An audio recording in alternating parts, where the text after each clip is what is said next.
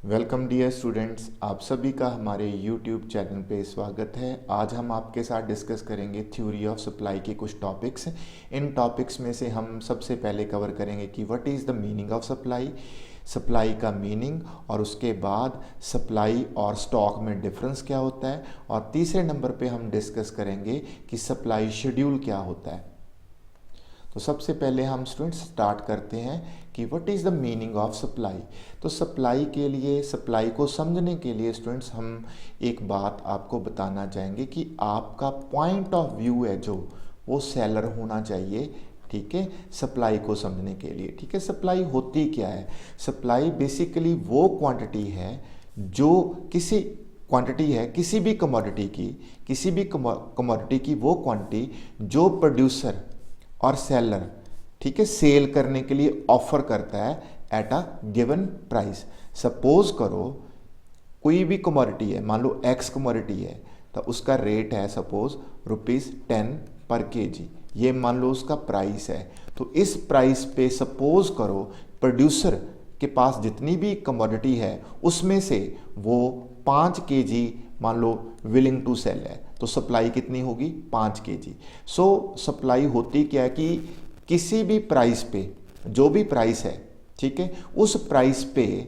जो सेलर है, जो प्रोड्यूसर है, वो कितनी क्वांटिटी बेचने को तैयार है, कितनी क्वांटिटी वो विलिंग टू सेल है, ठीक, उसको हम सप्लाई बोलते हैं। जैसे कि मान लो सपोज हमारे पास ये प्राइस है, ठीक है, मान लो एक प्रोड्यूसर है, उस प्रोड्यूसर के पास मान लो सपोज 100 केजी एप्पल्स हैं, उस प्रोड्यूसर के पास 100 केजी एप्पल्स का एक स्टॉक है, ठीक है। तो ये हो गया प्राइस, ठीक है जी, पर केजी, और ये होगी आपकी क्वांटिटी, ठीक है, एप्पल्स की।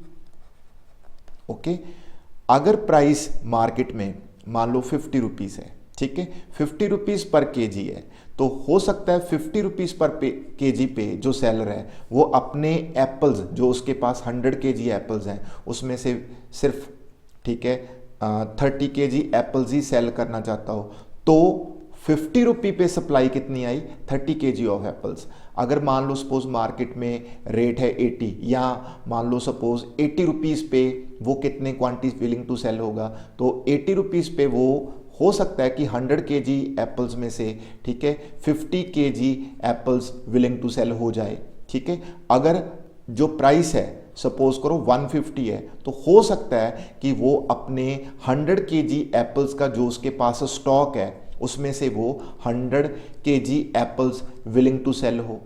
तो आपने देखा कि जो सप्लाई होती है, सप्लाई ये चीज़ शो करती है कि किसी भी प्राइस पे, ठीक है, प्रोड्यूसर अपने स्टॉक में से कितनी क्वांटिटी बेचने को तैयार है, कितनी क्वांटिटी वो विलिंग टू सेल है इन द मार्केट।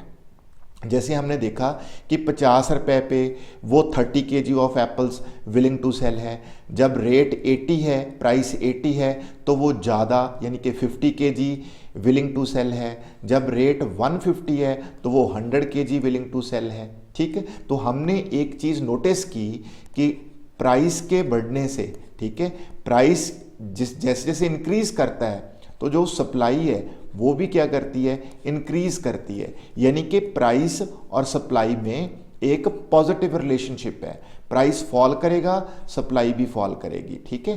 प्राइस और सप्लाई में एक पॉजिटिव रिलेशनशिप है। जैसे जैसे प्राइस बढ़ता है, ठीक है, जो भी सेलर है वो ज़्यादा क्वांटिटी विलिंग टू सेल होता है, क्योंकि ज़्यादा प्राइस पे उसे अच्छा मुनाफा होता है, ठीक है, इसलिए। ओके, तो आपने ये तो क्लियर कर लिया कि व्हाट इज सप्लाई। तो अब हमने ये भी डिस्कस करना है कि जो स्टॉक होता है, स्टॉक और सप्लाई में डिफरेंस क्या होता है, ठीक है। ये दो टर्म्स है जो हम आपके साथ डिस्कस करेंगे कि what is the difference between stock and supply. Clear? तो सुन, सबसे पहले तो हम ये डिस्कस करें कि स्टॉक और सप्लाई, ठीक है, दोनों सेम टर्म्स नहीं है, ठीक है। तो मैं आपको एक समझाता हूं एक एग्जांपल के जरिए। स्टॉक क्या होता है? ठीक है, स्टॉक वो क्वांटिटी होती है जो किसी भी प्रोड्यूसर के पास अवेलेबल होती है किसी भी पॉइंट ऑफ टाइम पे, ठीक है। सो stock of a commodity is the total amount of the commodity available with producer at any given time। Suppose करो कोई भी प्रोड्यूसर है, ठीक है, उसके पास, मैं एक एग्जांपल लेता हूं कि वो फ्रूट सेलर है सपोज, ठीक है, उसके पास 100 kg एप्पल्स का स्टॉक पड़ा है, ठीक है, मान लो 100 kg एप्पल्स की क्वांटिटी उसके पास अवेलेबल है किसी भी पॉइंट ऑफ टाइम पे, ठीक है, तो वो हो गया उसके पास स्टॉक, ठीक है। स्टॉक वो टोटल क्वांटिटी होती है किसी भी कमोडिटी की जो कि प्रोड्यूसर के पास होती है, ठीक है। अब इस 100 kg एप्पल्स में से वो कितने एप्पल्स को मार्केट में बेचेगा, कितने एप्पल्स को मार्केट में लेके आएगा सेल करने के लिए, उसे बोलते हैं सप्लाई। सो सप्लाई डिपेंड करेगी प्राइस पे कि प्राइस क्या मिलेगा, ठीक है। अगर उसको अच्छा प्राइस मिलेगा तो वो ज़्यादा स्टॉक क्लियर करने की कोशिश करेगा। सपोज करो उसके पास 100 kg एप्पल्स हैं, ये तो हो गया स्टॉक। अब सप्लाई क्या है? सप्लाई स्टॉक का वो पार्ट होती है जो कि प्रोड्यूसर विलिंग टू सेल है, जो उसको वो बेचेगा किस पे? प्राइस पे। सो इसके लिए सप्लाई के लिए प्राइस का होना जरूरी है, ठीक है। मान लो सपोज मार्केट में जो प्राइस चल रहा है सेब का, ठीक है, सपोज वो जब ये सपोज कर लो कि 100 रुपीज़, ठीक है, ₹100 पर केजी प्राइस है, ठीक है। हो सकता है 100 रुपीज़ पर केजी पे जो हमारा सेलर है, जो जिसके पास 100 kg एप्पल्स का स्टॉक पड़ा है, हो सकता है उसमें से वो, ठीक है, 100 रुपीज़ पर केजी पे, ठीक है, 70 kg of apples willing to sell हो जाए, ठीक है, हो सकता है। अगर रेट जो है सपोज वो 150 kg है, हो सकता है कि वो 150 पर केजी पे अपना सारे का सारा जो स्टॉक है उसको बेचने को तैयार हो जाए, ठीक है। सो इसके लिए एक बात को समझना जरूरी है कि स्टॉक तो होगी टोटल क्वांटिटी जो कि प्रोड्यूसर के पास अवेलेबल है, उसमें से जो वो, ठीक है, मार्केट में बेचेगा अलग अलग प्राइसेस पे, उसे हम बोलेंगे सप्लाई। और सप्लाई इन जनरल क्या करती है कि जैसे जैसे प्राइस बढ़ता है सप्लाई भी बढ़ती है, यानी कि ज़्यादा प्राइस पे, ठीक है, कोई भी प्रोड्यूसर अपने स्टॉक में से ज़्यादा क्वांटिटी विलिंग टू सेल करेगा, ठीक है। सो ये है स्टॉक और सप्लाई का difference. So supply of commodity does not comprise the entire stock of the commodity, but only that part of it which producers are willing to bring into the market and offer for sale at particular price. So clear हो गया? तो stock तो होगी total quantity जो producer के पास available है, ठीक है। सप्लाई क्या होगी? सप्लाई स्टॉक का वो पार्ट हो गया जो प्रोड्यूसर मार्केट में बेचना चाहता है किसी भी प्राइस पे, ठीक है। सो दस the stock of commodity is the actual amount of it with producer, यानी कि जो स्टॉक है वो तो एक्चुअल क्वांटिटी है जो प्रोड्यूसर के पास पड़ी है, ठीक है। सप्लाई क्या है? सप्लाई स्टॉक का वो पार्ट है जो किसी भी प्राइस पे बेचने के लिए ऑफर किया गया है, ठीक है। जैसे 100 रुपीज़ पे 70 kg हमने ऑफर किया, ये सप्लाई होगी, यानी कि 100 रुपीज़ पे 70 kg की सप्लाई होगी। 150 रुपीज़ पे 100 kg की सप्लाई होगी, ये है, ठीक है जी। तो ये तो हो गया स्टॉक और सप्लाई का डिफरेंस। स्टॉक कैसे बढ़ता है? स्टॉक बढ़ेगा जब प्रोडक्शन बढ़ाएगा प्रोड्यूसर, ठीक है। जब प्रोडक्शन बढ़ेगी स्टॉक बढ़ेगा। बट सप्लाई कैसे बढ़ती है? प्राइस के बढ़ने से, ठीक है जी। क्लियर? सो एक बात और क्लियर कर लो स्टूडेंट्स कि स्टॉक उतना इंपॉर्टेंट नहीं होता, ठीक है। मान लो प्रोड्यूसर के पास स्टॉक अवेलेबल है, बट जितनी देर तक वो मार्केट में चीज़ बेचने को तैयार नहीं है, मार्केट को कोई चीज़ नहीं मिलेगी। सो मार्केट के लिए सप्लाई ज़रूरी होती है, ठीक है। अगर स्टॉक है तो स्टॉक क्या करेगा? अगर प्रोड्यूसर बेचना ही नहीं चाहता तो कंज्यूमर के पास चीज़ तब आती है जब कोई भी प्रोड्यूसर विलिंग टू सेल होता है, यानी कि वो अपने स्टॉक में से चीज़ को मार्केट में बेचने के लिए लेके आता है। अब स्टूडेंट्स हम समझेंगे कि जो होता है ना सप्लाई, इसमें से एक चीज़, एक कॉन्सेप्ट है दैट इज सप्लाई शेड्यूल, ठीक है। सप्लाई शेड्यूल, सप्लाई शेड्यूल दो तरह के होते हैं, ठीक है। एक होता है इंडिविजुअल सप्लाई शेड्यूल, ठीक है जी। एक होता है मार्केट सप्लाई शेड्यूल, ठीक है। इन दोनों के बारे में आप डिस्कस करेंगे। सबसे पहले हम डिस्कस करते हैं इंडिविजुअल सप्लाई शेड्यूल, ठीक है जी। आपके सामने एक टेबल है, ठीक है। इंडिविजुअल सप्लाई शेड्यूल किसका होता है? सिंगल सेलर का। इसमें हम एक सिंगल सेलर की बात करते हैं, बस यही।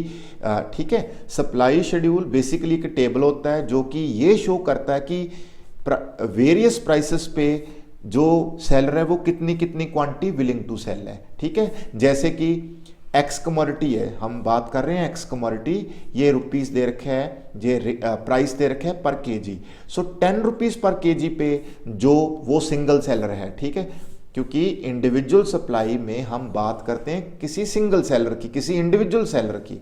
ठीक है, तो वो जो भी इंडिविजुअल सेलर है, इंडिविजुअल सप्लाई शेड्यूल में हम दिखाते हैं कि वो अलग अलग प्राइसेस पे कितनी कितनी चीज विलिंग टू सेल है। जैसे हमारे शेड्यूल में कि 10 रुपीस पे वो 10 KG quantity willing to sell है, 20 रुपीस पे वो 20 KG quantity willing to sell है, 30 रुपीस पे वो 30 KG quantity willing to sell है। ठीक है, तो ये हो गया एक सिंगल सेलर का सप्लाई शेड्यूल, जिसे हम बोलते हैं इंडिविजुअल सप्लाई शेड्यूल। ठीक है जी, अब हम पहुंचेंगे मार्केट सप्लाई शेड्यूल पे। तो स्टूडेंट्स, मार्केट सप्लाई शेड्यूल क्या होता है, अब इसके बारे में हम डिस्कशन करेंगे। मार्केट सप्लाई, ठीक है, इंडिविजुअल सप्लाई शेड्यूल होता है एक सिंगल सेलर का। जो मार्केट सप्लाई शेड्यूल होता है, इसमें होते हैं ऑल सेलर्स। इसमें हम बात करते हैं all sellers in the market. जितने भी सेलर्स हैं मार्केट में, हम उन सब की बात करेंगे, उन सब की सप्लाई की बात करेंगे। जैसे सपोज करो मैंने ये अज्यूम कर लिया कि मार्केट में एक्स कमोडिटी को बेचने वाले 3 सेलर हैं, मिस्टर लाल है, मिस्टर बाल, मिस्टर पाल। सो ये 3 सेलर हैं। ठीक है जी, तो ये प्राइस है एक्स कमोडिटी का 30 रुपीज, 20 रुपीज, 10 रुपीज। 30 रुपीज पे जो मतलब कि मिस्टर लाल है जो, ठीक है, सॉरी यहाँ पे बायर नहीं लिखना, सेलर लिखना है। ठीक है जी, ये सेलर है, ठीक है, बायर नहीं है, ये बायर नहीं है, यहाँ पे सेलर लिखना है हमने। ठीक है जी, सेलर सेलर। ठीक है, ओके, चलो। और यहाँ पे हमें चेंज करना है, ये हमारा सेलर 1 है, ये हमारा सेलर 2, ये हमारा सेलर 3। ठीक है जी, 30 रुपीज पे जो हमारा, ठीक है, सेलर 1 है वो 30 यूनिट विलिंग टू सेल है। ठीक है जी, 30 रुपीज पे जो मिस्टर बाल है वो 20 यूनिट विलिंग टू सेल है, और 30 रुपीज पे जो मिस्टर पाल है, थर्ड सेलर है, वो 40 यूनिट विलिंग टू सेल है। ठीक, सिमिलरली 20 रुपीज पे mister Lal 20 unit willing to sell है, मिस्टर बाल 10 यूनिट बेचने को तैयार है। 20 रुपीज पे जो मिस्टर पाल है वो 30 यूनिट बेचने को तैयार है। 10 रुपीज पे जो मिस्टर लाल है वो 10 यूनिट बेचने को तैयार है। ठीक है, मिस्टर जो बाल है, सेलर 2 है, वो 10 रुपीज पे कुछ नहीं बेचना चाहता। ठीक है, उसके मतलब वो नहीं कुछ बेचना चाहता। 10 रुपीज पे जो मिस्टर पाल है वो 20 यूनिट विलिंग टू सेल है।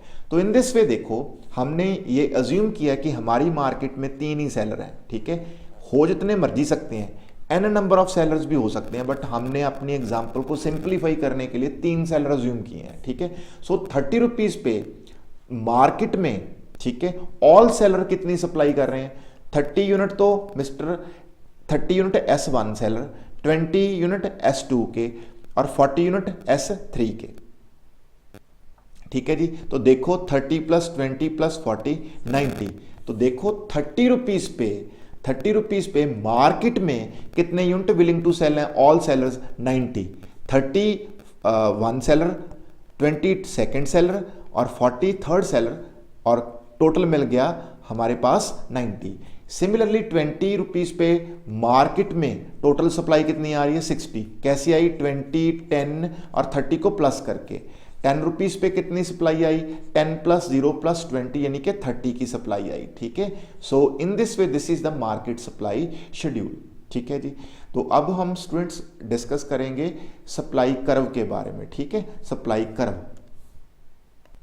तो स्टूडेंट्स सप्लाई कर्व क्या होती है? देखो सप्लाई कर्व हम ड्रॉ करते हैं।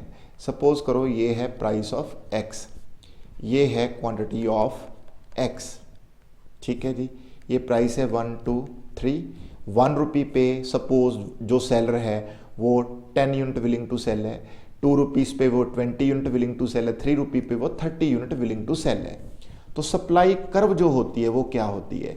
सप्लाई कर्व बेसिकली एक ग्राफिकल प्रेजेंटेशन है, ठीक है, एक ग्राफिकल प्रेजेंटेशन है, ठीक है। जब हम सप्लाई शेड्यूल को ग्राफिकली प्रेजेंट करते हैं तो वो सप्लाई कर्व आती है। सो सप्लाई कर्व एक ग्राफिकल रिलेशनशिप दिखाएगी प्राइस और क्वांटिटी का। ऐसे देखो, ये हम ड्रॉ कर रहे हैं, ये हमारी क्वांटिटी होगी एक्स कमोडिटी की, ये हो गया हमारा प्राइस, ठीक है।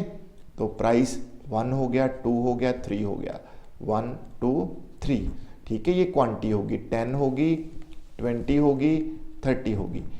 प्राइस 1 पे वो 10 यूनिट विलिंग टू सेल है, प्राइस 2 पे seller 20 unit willing to sell है, 3 रुपीज पे वो 30 यूनिट विलिंग टू सेल है। सो इन दिस वे आप ये पॉइंट्स को ज्वाइन करो, ठीक है जी।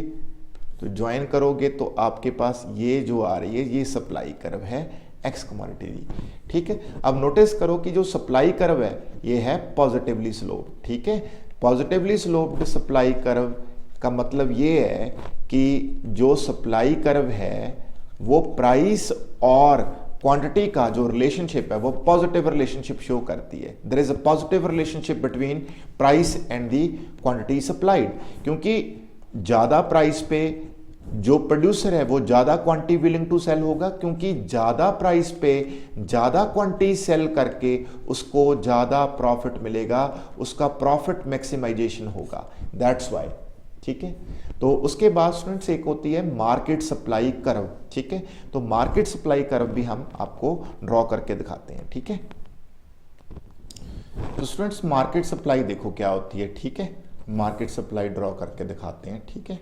मार्केट सप्लाई, तो हमने सबसे पहले मार्केट सप्लाई के लिए मार्केट शेड्यूल ड्रॉ किया है, ठीक है। मार्केट शेड्यूल क्या होता है, जिसमें हम मार्केट के सभी सेलर्स को शामिल करते हैं किसी भी प्रोडक्ट के, ठीक है। जैसे हमारा प्रोडक्ट एक्स है तो एक्स प्रोडक्ट के सभी सेलर्स की हमने, ठीक है, वो देख ली कि वो अलग अलग प्राइस पे कितनी कितनी क्वांटिटी सेल करना चाहते हैं। जैसे कि 1 रुपी पे seller 1 quantity willing to sell है, सेलर 2 कोई भी क्वांटिटी विलिंग टू सेल नहीं है, सेलर 3 जो है वो 3 यूनिट विलिंग टू सेल है। तो इन दिस वे मार्केट में 1 रुपी पे टोटल 1 + 0 + 3 4 यूनिट, ठीक है, की सप्लाई आ रही है मार्केट में, ठीक है। तो जो मार्केट सप्लाई कर्व होती है वो कैसे आएगी, मार्केट सप्लाई कर्व के लिए आप क्या करो, हर एक सेलर की आप ड्रॉ करो, ठीक है, सप्लाई कर्व, ठीक है जी। यहाँ पे प्राइस है, यहाँ पे भी प्राइस है, प्राइस प्राइस, और नीचे एक्स एक्सिस पे हम क्वांटिटी लेंगे, ठीक है। सभी की क्वांटिटी आएगी, क्लियर। तो देखो प्राइस है हमारे पास 1 2 और 3, 1 2 और 3 सभी पे मार्क कर लो, 1 2, ठीक है जी, 3, और क्वांटिटी यहाँ पे है स्टूडेंट्स, ठीक है, 1 2 और 3, 1 2 और 3, 1 2 3 प्राइस हो गया, 1 2 3, 1 2 3 इसे मार्क कर लो, ठीक है।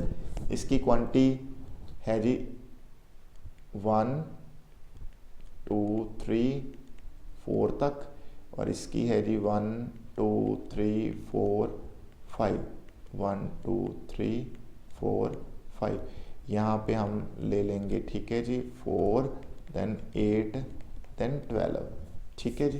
पहले ये मार्क करिए हम, ठीक है। 1 पे 1 है, 2 पे 2 यूनिट हैं, 3 पे कितने हैं 3, तो ये होगी सप्लाई ऑफ, ठीक है, सेलर 1, ठीक है, सेलर 1 की सप्लाई कर्व। ये 1 पे कोई यूनिट विलिंग टू सेल नहीं है, 2 रुपी पे 1 है, ठीक है जी, सॉरी 2 रुपी पे 2 यूनिट है, और 3 रुपी पे है 4, ठीक है। इसकी सप्लाई कर्व ये बन गई सेलर 2 की, ठीक है। और सेलर 3 1 रुपी पे 3 यूनिट विलिंग टू सेल है, ठीक है। 2 पे कितना है 4, और 3 पे कितना है 5, ठीक है जी। ये सेलर 3 की आ गई। और जो 1 2 और 3 सेलर्स हैं, अब तीनों का क्या करना है, हमने समेशन करना है, ठीक है। सो 1 पे टोटल कितनी सप्लाई आ गई मार्केट में 4, और 2 पे कितनी आ गई 8, और 3 पे कितनी आ गई 12, जी आ गई हमारे पास मार्केट सप्लाई। तो मार्केट सप्लाई कैसे आई, ठीक है, इसको बोलते हैं market supply I horizontal summation करके, ठीक है, हॉरिजॉन्टल समेशन की हमने, ठीक है, जो हमारे पास इंडिविजुअल, ठीक है जी, सप्लाई कर्व्स थी। सो इंडिविजुअल सप्लाई कर्व्स की हमने हॉरिजॉन्टल समेशन किया, हमारे पास आ गई मार्केट सप्लाई।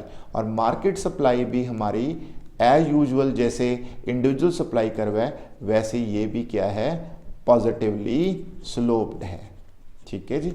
ओके, तो नेक्स्ट डिस्कशन हम स्टूडेंट्स नेक्स्ट लेक्चर में करेंगे, उसमें हम फैक्टर्स के बारे में डिस्कस करेंगे कि सप्लाई को कौन से फैक्टर्स अफेक्ट करते हैं, जिसको हम डिटर्मिनेंट्स ऑफ सप्लाई फंक्शन भी बोलते हैं। तो होप सो ये लेक्चर आपको, ठीक है, अंडरस्टैंडेबल होगा, ठीक है। तो नेक्स्ट लेक्चर के लिए मिलते हैं, तब तक के लिए शुक्रिया। थैंक यू भाई स्टूडेंट्स।